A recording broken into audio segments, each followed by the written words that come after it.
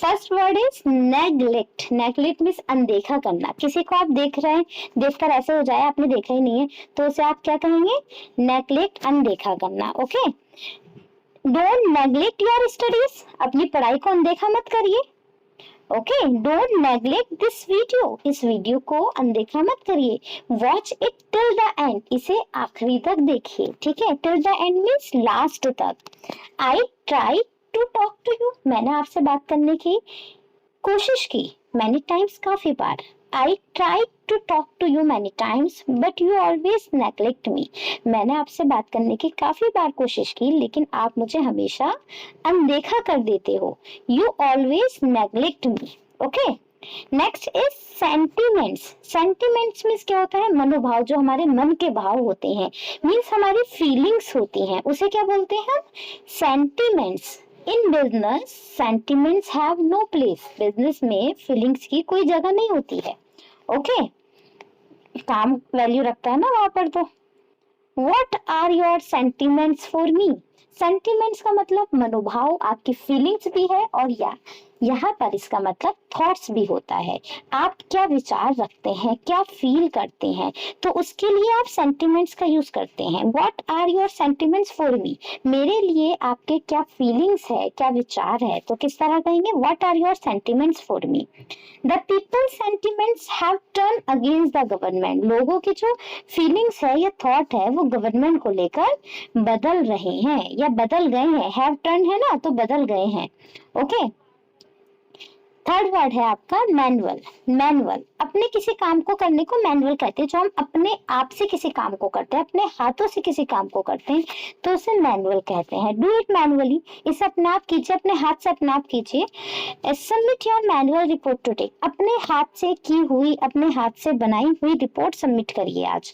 ठीक है, और एक मैनुअल का मीनिंग इंस्ट्रक्शनल बुकलेट भी होता है। जैसे हमें कोई भी बुकलेट दी जाए कि भाई इसे किस तरह से यूज करना है। मान लीजिए हमने अपनी रेफ्रिजरेटर ही खरीदी हुई है, फ्रिज खरीदी है, उसके साथ इंस्ट्रक्शनल बुक दी जाती है ना, बुकलेट, उसमें सारे इंस्ट्रक्शन लिखे रहते हैं क्या आपको करना है, क्या आपको नहीं करना है। तो इंस्ट्रक्शनल बुकलेट के लिए भी आप मैनुअल यूज करते हैं। Here is the honours manual of your new car.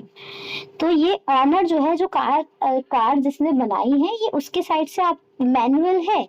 Manual means instructional booklet है कि किस तरह से आपको इस कार को यूज करना है, कैसे रखना है, इसमें सब इंस्ट्रक्शन दे रखे हुए हैं। तो यहाँ मैनुअल का क्या मतलब है? इंस्ट्रक्शनल बुकलेट से मतलब है जिसमें इंस्ट्रक्शन दे रखे हुए होते हैं कि किसी भी चीज को किस तरह से आपको यूज करना है, किस तरह से रखना है, वो सब इंस्ट्रक्शन उसमें दे रखे हुए होंगे। ठीक है, next word is whoever। whoever, जो कोई भी। ठीक है, whoever watches this video, जो कोई भी इन वीडियो को देखता है, can learn English easily, वो इजीली इंग्लिश सीख सकता है। whoever, जो कोई भी के सेंस में आप whoever यूज करते हैं। ओके, whoever helps me, जो भी मेरी मदद करता है, I'll always stand by him, मैं हमेशा उसका साथ दूंगी।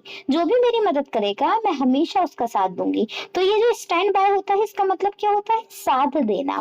तो whoever helps me, जो भी मेरी मदद करेगा, I'll stand by him। Him अगर लड़का है तो हिम, और लड़की है तो हर। ठीक है, a prize will be given to whoever solve the riddle। Prize उसे दिया जाएगा जो कोई भी या जो भी रिडल को सॉल्व करेगा, यानी पहेली को सॉल्व करेगा। क्या आपका नेक्स्ट वर्ड है whomever। whomever का क्या मतलब होता है? जिसको भी। ये एज अ ऑब्जेक्ट यूज होता है, ये काम नहीं करता है कुछ भी। ठीक है, काम करने वाले को तो सब्जेक्ट कहते हैं, जो एक्शन करता है किसी भी सेंटेंस में उसे सब्जेक्ट कहते हैं। यहाँ whomever काम कुछ नहीं कर रहा है, ये यहाँ एज अ ऑब्जेक्ट यूज हुआ है। दे विल हायर, वो हायर करेंगे, वो रखेंगे। whomever, जिसको भी। I'll recommend, रिकमेंड का मीनिंग मैंने बताया था ना आपको, सलाह देना। जिसकी भी मैं सलाह दूंगी वो उसे हायर कर लेंगे, जॉब पर रख लेंगे। या जिसकी भी मैं सिफारिश करूंगी, रिकमेंड का मीनिंग सिफारिश करना भी होता है। जिसकी भी मैं सिफारिश करूंगी वो उसे जॉब पर रख लेंगे। तो जॉब पर रखने वाला काम कौन कर रहा है? दे, वो रखेंगे। तो यहाँ whomever कोई काम नहीं कर रहा ना, तो यहाँ ये एज अ ऑब्जेक्ट यूज हुआ है। तो they will hire whomever I recommend, वो हायर कर लेंगे, जॉब पर रख लेंगे, जिसकी भी मैं सिफारिश करूंगी या जिसकी भी मैं उन्हें सलाह दूंगी। रिकमेंड मीन्स सलाह देना या सिफारिश करना, ठीक। नेक्स्ट देखिए, share the video to whomever wants it, उन सबको ये वीडियो शेयर कीजिए जिसको भी इसकी जरूरत है। तो यह शेयर करने का काम whomever नहीं कर रहा ना, तो ये एज अ ऑब्जेक्ट यूज हुआ है, ठीक है। whomever you are looking for, जिसको भी आप देख रहे हैं, अब देखने का काम कौन कर रहा है, आप कर रहे हैं, तो यहाँ whomever क्या है, एज अ ऑब्जेक्ट यूज हुआ है, ठीक है। तो whomever you are looking for that person is not here, जिसको भी आप देख रहे हैं वो इंसान यहाँ नहीं है। आई बात समझ में। अब नेक्स्ट देखिए इसी का थर्ड वन, इसका थर्ड वन क्या है, हुज एवर जो काम करता है ना, वो पॉजिटिव केस में यूज होता है जब भी हम किसी की बिलोंगिंग बताते हैं, बिलोंगिंग का जिक्र करते हैं कि कौन सी चीज किसकी है, हम पूछते हैं। जिस किसी के भी ये पैसे हैं, जिस किसी के भी ये पैसे हैं वो आए और ले जाए। तो जिस किसी के भी पैसे हैं, जिस किसी के भी पैसे हैं, इसको आप कैसे बोलेंगे, whose ever money is this, या whose ever money is it, come and take it, वो आकर ले जाए। whose ever mobile is it, जिस किसी का भी ये मोबाइल है, give it to him, ये उसे दे दीजिए। अगर वो लड़का है जिसे आप दे रहे हैं तो हिम, लड़की है तो हम। whose ever birthday is tomorrow, जिसकी भी बर्थडे कल है वो बड़ा लकी है, is lucky, इस तरह बोलते हैं ना। whose ever birthday, जिसकी भी बर्थडे किसकी, जिसकी भी हो, मोबाइल किसका, जिसका भी, मनी किसकी, जिसकी भी, मतलब ये बताया जा रहा है पोजीशन, ठीक है। बिलोंगिंग का शो हो रहा है कि कौन सी चीज किसकी, ये पूछने के लिए आप बता रहे हैं। तो ये पूछने के लिए जब बताते हैं तो हम whose ever का यूज करते हैं। नेक्स्ट इज वॉट एवर, जो कुछ या जो कुछ भी, ठीक है। You can do what ever you want, आप कर सकते हैं जो भी आप चाहते हैं। What ever you said is true, जो कुछ आपने कहा, तो क्या है इसका मतलब, जो कुछ सेट कहा, whatever you said is true, जो कुछ आपने कहा वो सही है। Pen down whatever I am explaining to you, pen down मतलब लिख लीजिए जो भी मैं आपको एक्सप्लेन कर रही हूँ। वेर एवर कहीं भी, वेर एवर मीन्स कहीं भी। यू कैन सिट, आप बैठ सकते हैं।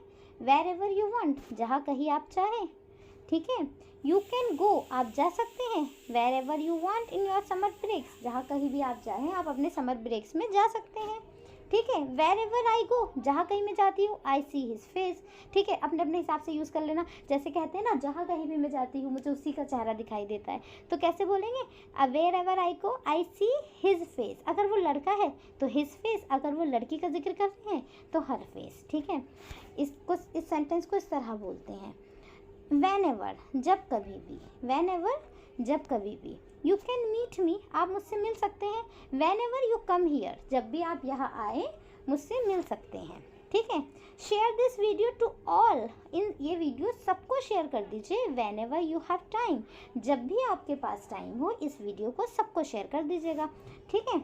You can discuss your queries, आप अपनी क्वेरीज डिस्कस कर सकते हैं। You can discuss your queries with me, आप मेरे साथ अपनी क्वेरीज डिस्कस कर सकते हैं।